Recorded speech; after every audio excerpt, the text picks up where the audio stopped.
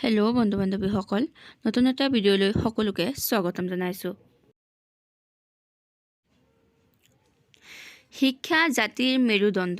এই মেৰুদণ্ড ভাঙিলে জাতিৰ উন্নতিৰ সকলো পথেই অৱৰুদ্ধ হয়, ৰাজা ৰামমোহন ৰায়ে কৈছিল। শিক্ষক হ'ল এডাল মমবাতিৰ দৰে, যি নিজে জ্বলি আনক পোহৰ দিয়ে, ছক্ৰেটিছে কৈছিল। কৃতকাৰ্য হ'বলৈ হ'লে তোমাৰ ভীষণ অধ্যৱসায় আৰু প্ৰবল ইচ্ছাশক্তি থাকিব লাগিব, স্বামী বিবেকানন্দই কৈছিল।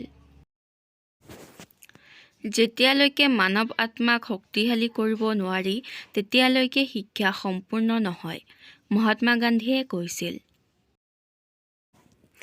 একমাত্ৰ পৰিশ্ৰমী লোকেহে বিজয়ী হ'ব পাৰে, সুমাৰে কৈছিল।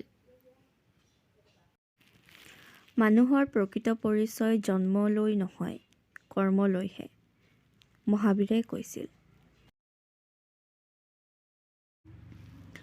ব্যৰ্থ হোৱাৰ বিভিন্ন উপায় আছে, কিন্তু সফলতাৰ উপায় হৈছে এটাই, আৰু সেয়া হ'ল আকৌ এবাৰ চেষ্টা কৰা, এৰিষ্টটল। সমালোচনা কৰিবলৈ যোগ্যতা নালাগে, কিন্তু সমালোচিত হ'বলৈ যোগ্যতা লাগে, নেলছন মেণ্ডেলা।